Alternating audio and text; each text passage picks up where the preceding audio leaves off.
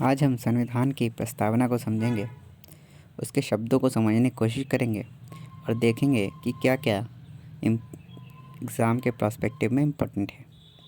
आइए देखते हैं। हम भारत के लोग भारत को एक संपूर्ण प्रभुत्व संपन्न, क्या होता है इसका मतलब, समाजवादी, पंथनिरपेक्ष, लोकतांत्रिक गणराज्य, क्या होते हैं इन सब के मतलब, कितने तरह के न्याय दिए हैं हमारे प्रेमेबल में, कितनी तरह की स्वतंत्रता है, कितनी तरह की समानता है। आइए आज इसे समझते हैं। संपूर्ण प्रभुत्व संपन्न। संपूर्ण प्रभुत्व संपन्न का अर्थ है भारत आंतरिक या बाहरी रूप से निर्णय लेने के लिए स्वतंत्र है। समाजवादी, पंथनिरपेक्ष, अखंडता शब्दों को 42वें संविधान संशोधन 1976 में जोड़ा गया है। संपूर्ण प्रभुत्व संपन्न का मतलब है हम अपने निर्णय लेने में पूरी तरह से सामर्थ्य हैं। कोई हमको ये नहीं बता सकता कि हमें क्या करना चाहिए, कैसे निर्णय लेने चाहिए और कैसे नहीं लेने चाहिए। कोई हमसे ये नहीं कह सकता कि तुम अपनी पॉलिसी में ये चेंज करो या फिर वो चेंज करो। हम संपूर्ण प्रभुत्व संपन्न हैं। हम अपने निर्णय खुद ले सकते हैं, तो हम किसी की बात नहीं मानेंगे। एक संपूर्ण प्रभुत्व संपन्न राज्य वही होता है जो अपने निर्णय खुद लेता है। समाजवादी। समाजवादी का अर्थ है सामाजिक व्यवस्था में धन संपत्ति का स्वामित्व और वितरण समाज के नियंत्रण के अधीन रहे।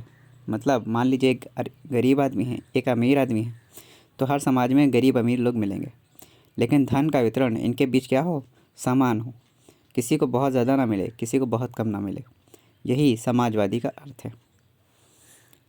धर्मनिरपेक्षता। धर्मनिरपेक्षता कहती है कि राज्य किसी धर्म को प्राथमिकता नहीं देता और सभी धर्मों के प्रति समान दृष्टिकोण रखता है। अगर राज्य ऐसा करता है तो इसे कहते हैं धर्मनिरपेक्षता। धर्मनिरपेक्षता के तहत राज्य धर्म के आधार पर किसी से भेदभाव नहीं करता। लोकतंत्र, जिसे प्रजातंत्र भी कहते हैं, एक ऐसे शासन प्रणाली है जहां सत्ता का अंतिम अधिकार जनता के पास होता है, यानी जनता अपने प्रतिनिधियों को चुनकर शासन चलाती है।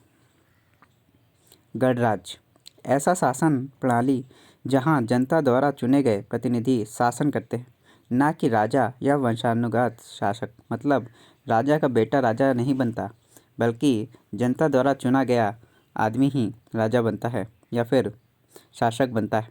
तो ऐसी चीज़ों को गणतंत्र या गणराज्य कहते हैं।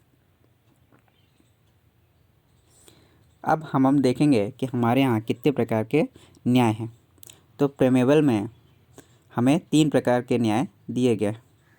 पहला है सामाजिक न्याय, दूसरा है आर्थिक न्याय और तीसरा है राजनीतिक न्याय। सामाजिक न्याय कहता है कि समाज में हर व्यक्ति को समान अधिकार, अवसर और सम्मान मिले और किसी भी आधार पर भेदभाव ना हो। आर्थिक न्याय कहता है कि आर्थिक न्याय का अर्थ है आर्थिक संस्थाओं और नीतियों को इस तरह से डिज़ाइन किया जाए कि वे सभी के लिए समान अवसर प्रदान करें और आर्थिक असमानता को कम करें। मतलब सरकार जो गरीबों के लिए पॉलिसी लाती है जिससे उनकी आर्थिक स्थिति सुधरती है, वो आर्थिक न्याय के अंतर्गत ही आता है। राजनीतिक न्याय का अर्थ राजनीतिक अवसर से, उदाहरण के लिए वयस्क मताधिकार, चुनाव लड़ने का अधिकार, भाषण तथा अभिव्यक्ति की स्वतंत्रता का अधिकार, ये सब राजनीतिक अधिकार के अंतर्गत आते हैं। अब हम देखेंगे कितने प्रकार की स्वतंत्रता हमें प्रदान की गई। 5 प्रकार की स्वतंत्रता प्रेमेबल में बताई गई है।